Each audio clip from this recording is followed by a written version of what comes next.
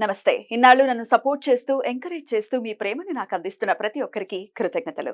అలాగే ఈ వీడియో కూడా ఖచ్చితంగా మీకు ఉపయోగపడుతుంది. లైక్, షేర్ అండ్ సబ్స్క్రైబ్ చేసి మీ సపోర్ట్‌ని నాకు అందించండి. అలాగే ఈ వీడియో పట్ల మీకున్న అభిప్రాయాన్ని కామెంట్ సెక్షన్‌లో కామెంట్ చేసి తెలియజేయండి. ఇప్పుడు వీడియోని చూద్దాం. నేను మీ జయశంకర్ సిస్ట్ల.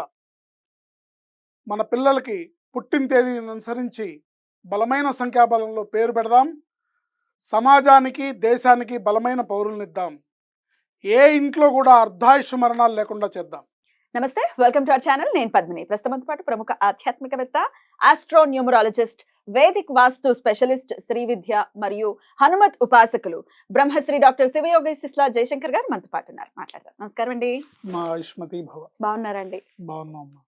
సార్, ఆరోగ్యపరమైన ఇబ్బందులు సర్వసాధారణంగా వస్తూ ఉంటాయి. కానీ ఇంకా అవి జీవిత పర్యంతం ఉండేటటువంటి పరిస్థితి రావటం నిజంగా దౌర్భాగ్యమే ఖచ్చితంగా. భారతదేశం, యావత్ భారతదేశాన్ని కూడా ఇబ్బంది పెడుతున్నటువంటి one of the most common diseases ఏమైనా ఉన్నాయి, డిజార్డర్స్ ఏమైనా ఉన్నాయంటే డయాబెటీస్, డెఫినెట్ గా షుగర్ వ్యాధి, అలాగే బీపీ కూడా. అయితే ఈ షుగర్ వ్యాధి ఉంది అని అంటే ఇంకా అసలు అంత పెయిన్ భరించలేం కదా, తినలేము, తినాలని అప్పుడే తినాలనిపిస్తుంది. ఎవ్వరికి రాకూడదు ఈ కష్టం. అంటే ఇప్పుడు ఎంత కామన్ అయిపోయిందంటే, ఏమిటి మీకు షుగర్ లేదా అని ఆశ్చర్యపోతున్నారు ఒకవేళ లేకపోతే. టచ్వుడ్, అసలు అలా లేని వాళ్ళు నిజంగా చాలా అదృష్టవంతులు, ఉండకూడదు. మరి ఎట్లా సార్, దీనికి ఏమైనా ఉందా అసలు ప్రత్యామ్నాయం? రెమెడీస్ చేస్తే షుగర్ తగ్గేటటువంటి పరిస్థితి ఉంటుందా? 100% ఉంటుందమ్మా. ఫస్ట్ ఆఫ్ ఆల్ ఏంటంటే, ఒక గుడ్ న్యూస్ ఏంటంటే, ఇది వ్యాధి కాదు, ఇది ఒక డిజార్డర్.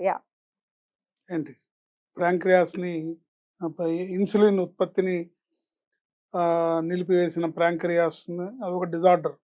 అండ్ ఒక గుడ్ న్యూస్ ఏంటంటే, ఇది వ్యాధి కాదు, ఇది డిజార్డర్. బ్యాడ్ న్యూస్ ఏంటంటే, ఇది ఇండియాలోనే ఉంది, ఇంకెక్కడ లేదు. ఇంకెక్కడ లేదా? తక్కువ.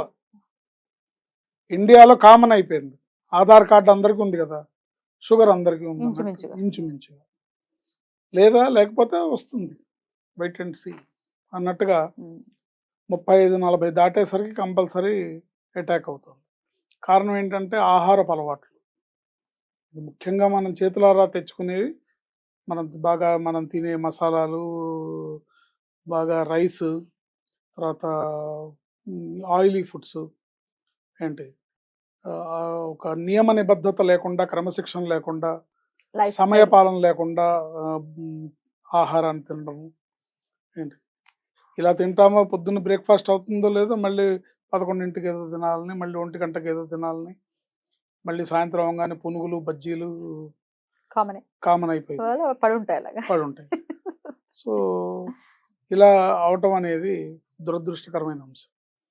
అయితే ప్రతి దాంట్లో కూడా పాజిటివిటీని వెతుక్కునే సంస్కృతికి అలవాటు పడిన భారతీయ సంతతి ఈ మధ్య ఒక డాక్టర్ నాతో ఏమన్నాడంటే, సార్ షుగర్ వ్యాధి కాస్త ఇబ్బంది పెడుతుంది కానీ మంచిది సార్ అన్నాడు. అది రావటం మంచిది సార్ అన్నాడు. భవిష్యత్తులో ఇంకా ఏమేమి రోగాలు వస్తాయో తెలుసుకోవచ్చు షుగర్ వ్యాధి.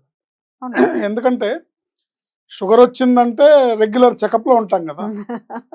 అమ్మ బాబాయ్, సూక్ష్మంలో మోక్షం. రెగ్యులర్ చెకప్ లో ఉంటాం, ఏంటి, అండ్ కంట్రోల్లో ఉంటాం. సో ఈ బ్లడ్ టెస్ట్లు అవి చేయించినప్పుడు భవిష్యత్తులో ఇంకా ఏమన్నా బ్లడ్లో క్యాన్సర్ కణాలు ఉన్నాయా, లేకపోతే ఇంకా భవిష్యత్తులో ఏం రాబోతున్నాయి అనేది ఐడెంటిఫై అవుతుంది. ఆ రకంగా మంచిదే, మరక మంచిదే అని ఒక యాడ్ ఉంది కదా. సో ఈ వ్యాధి మంచిదే, షుగర్ మంచిదే అన్నట్టుగా వచ్చిన తర్వాత ఇంక ఇలా అనుకుని సరిపెట్టుకోండి. అయితే దీన్ని తగ్గించుకోవడం పెద్ద విషయం ఏం కాదు.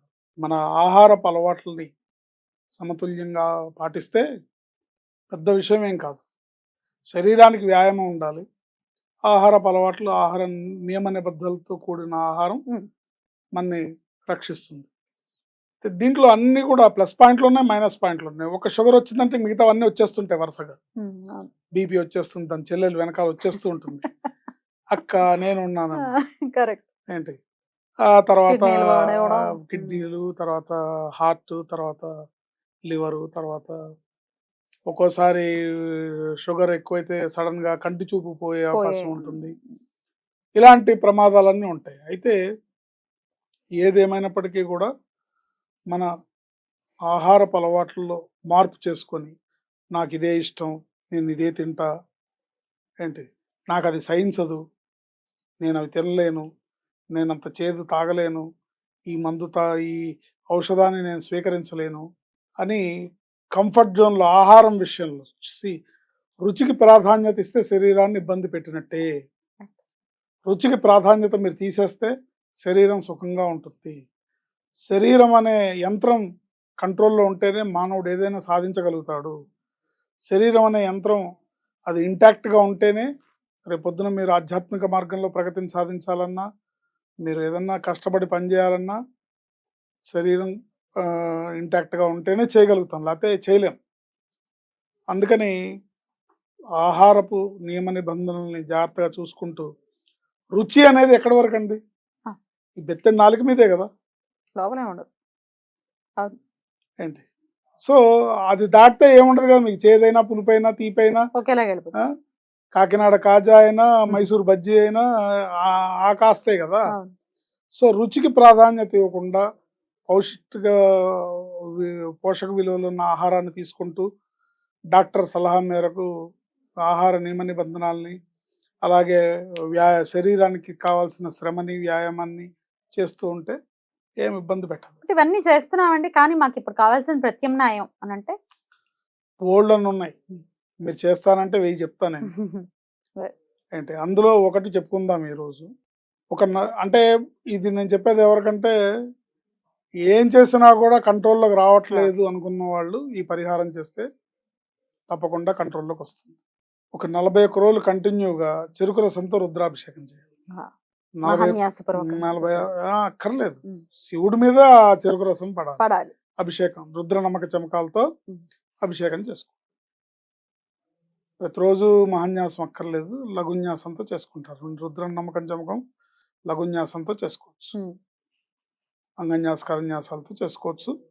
41 రోజులు 1 లీటర్ చెరుకు మీరు చక్కగా చెరుకు మిషన్ దగ్గరికి వెళ్ళి, బాబు అభిషేకానికి బాబు అని చెప్పి అక్కడ గిన్నెలు మిషన్ అంతా కొంచెం క్లీన్ చేయించి పవిత్రంగా ఒక బాటిల్లో, ఫ్రెష్ బాటిల్లో నిమ్మకాయలు అల్లాలు మిక్స్ చేయకుండా ప్యూర్ చెరుకు రసం ఏంటి దాన్ని 41 రోజులు స్వామికి రుద్రనమ్మక చమకాలతో అభిషేకించడం ద్వారా మీ వ్యాధికి చక్కటి పరిష్కార మార్గాలు, తరుణోపాయాలు, వైద్యాలు, ఔషధాలు మీ దారిలోకి వస్తాయి. ఏంటి అవకాశం ఉన్న వాళ్ళు ఇంట్లో అభిషేకం చేసుకోండి. మీకు అవకాశం లేదు, మీ ఇంట్లో దేవతార్చన లేదు, నేను అవన్నీ చేయించలేనండి అంటే 1 లీటర్ చెరుకు రసాన్ని కొనగలిగే స్తోమతుంటే గుడికి తీసుకెళ్ళి గుళ్ళో స్వామివారికి ఇచ్చి, అయ్యా పంతులు గారికి ఇచ్చి, అయ్యా ఇది స్వామివారికి సమర్పించండి అంటే వాళ్ళు చేస్తారు. మీరు దండం పెట్టుకోండి, ఆయన అనుగ్రహిస్తారు. తప్పకుండా మంచి మార్పు కనబడుతుంది, మంచి ఆరోగ్యాన్ని పొందగలుగుతారు. Right beautiful sir. డెఫినెట్ గా ఇది చాలా చాలా అంటే స్వామికి అలా చెరుకు రసంతో మీరు చెప్పినటువంటి విధానం చాలా చాలా బ్యూటిఫుల్ గా అనిపించింది. డెఫినెట్ గా ఇది ట్రై చేసి, షుగర్ వ్యాధితో చాలా మెంటల్ గా చాలా డిస్టర్బ్ అవుతారు ఒకవేళ అది తీవ్ర స్థాయిలో ఉంటే. ఇందాక మీరు చెప్పినట్టు దీంట్లో అనేక ఉంటాయి. రుద్రనమ్మక చమకాలతో అభిషేకం చేయడం అంటే అపమృత్యు దోషాలను పోగొడుతుంది. ఏంటి అర్ధాయుష్ని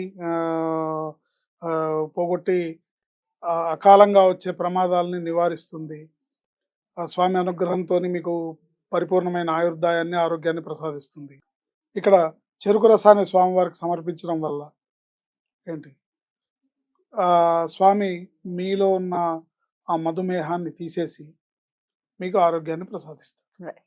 థ్యాంక్ యూ సార్, చక్కటి ప్రత్యామ్నాయాన్ని సూచించినందుకు. నమస్తే. ఆయుష్మతి.